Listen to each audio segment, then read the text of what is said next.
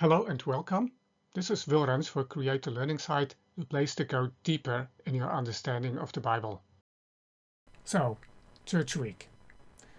I'm going to try something slightly different. This is a simple, no-frill reading with hardly any slides. Church Week. In December of last year, 2025, I taught this week for the first time. It's week 10 out of 12 in YWAM's Discipleship Bible School, DBS. In this course, students read and study through the Bible section by section, beginning with Genesis and the rest of the Torah. Church Week includes Acts, Hebrews, James, 1st and 2nd Peter, and Jude. At first sight, this is a curious grouping of books. What do they have in common? And if we would want to learn about the church from the New Testament, would these be the books we would turn to? Acts, of course, makes sense since it recounts the beginnings of the church. But the next book I would probably turn to is Ephesians, where the church stands at the very center of Paul's vision.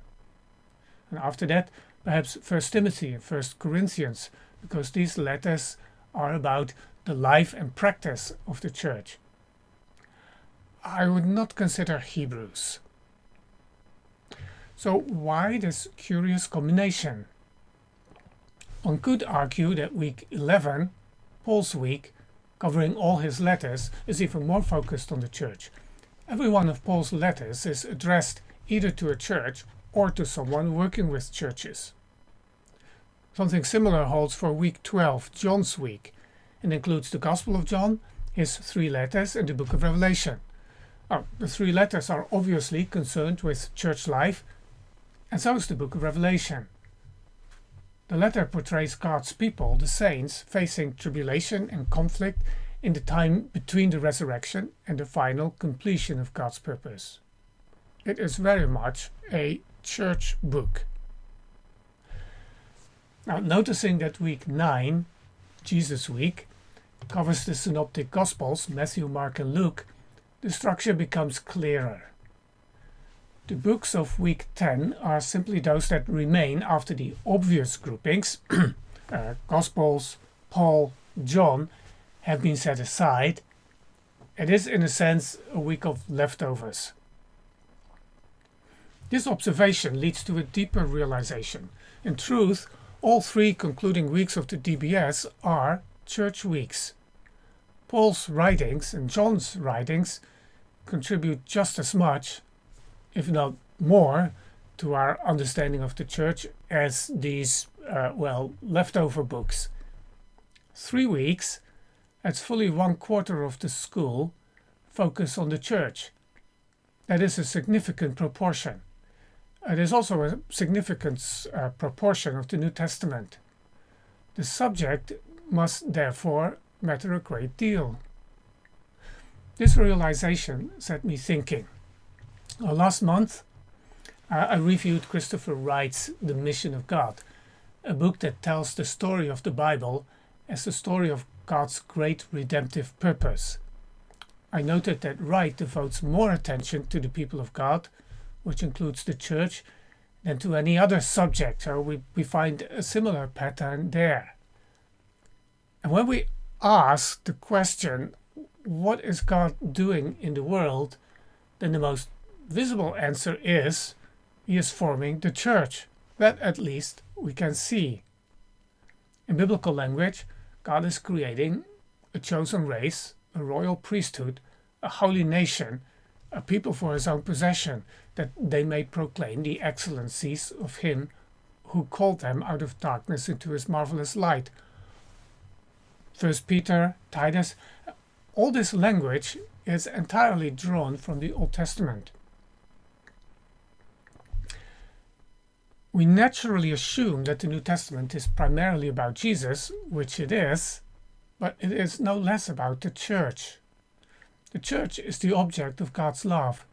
It is also God's agent in the world, central to the purpose of redeeming humanity and creation. God's strategy to accomplish this is the church, And so it is, or should be, a central theme of Christian theology, close to God's heart. And so what began as a curiosity about course structure in the DBS then led me to a larger point. In the New Testament, the church is not peripheral, but central to what God is doing in the world. However, this centrality of the church is not always reflected in how we teach or think. I asked the DBS students, each of whom had previously completed a YWAM discipleship training school, if they had received any teaching about the church during that prior course, and none of them could recall any. Now, DTS, the Discipleship Training School, habitually covers foundational topics such as God's character, prayer and intercession, evangelism and mission, and spiritual warfare, but not the church. Before the lecture week, the DBS school leader had sent me short biographies of the students. Each included a brief statement of their passion or their aim in doing the course. Again and again, I read that they wanted to know the Bible better or to fall in love with Jesus more deeply, but no one mentioned the church. No one expressed a desire to fall in love with the church more deeply. But what do you think God is passionate about? How important is the church to Jesus? Well, you can read Ephesians chapter 5, verse 25 and following if you are in any doubt. It's central.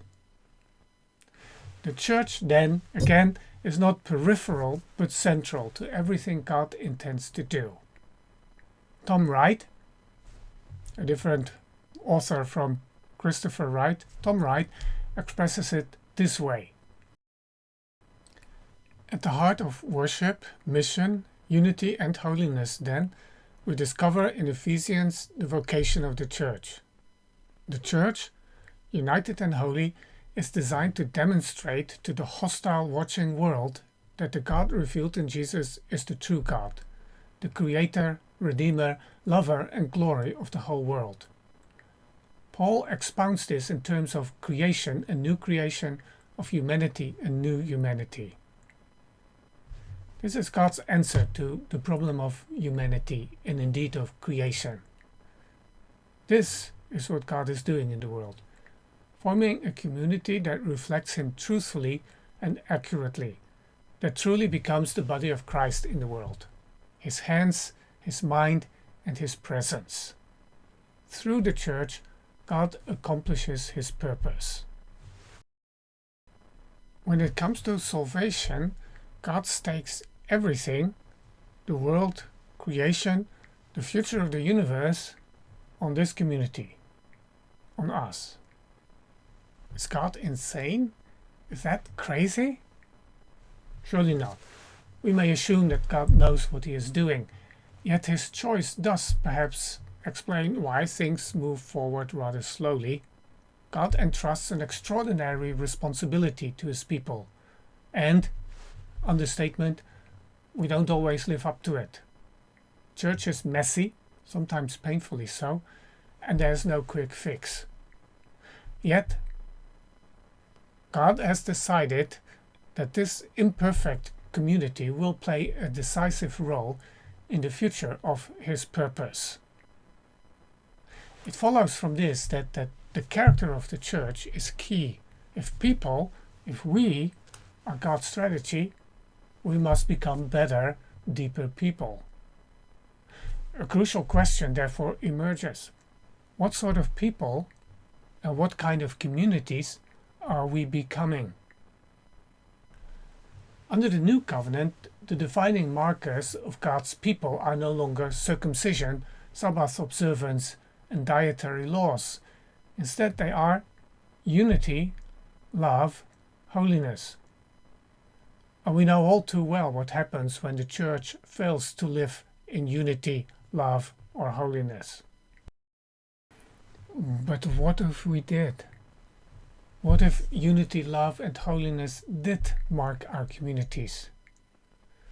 The church would become what it was always meant to be, a living sign of God's new creation.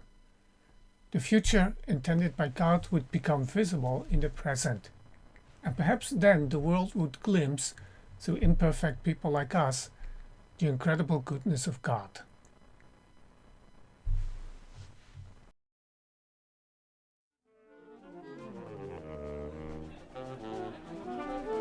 The show will be starting in just a few moments. Thank you for your patience.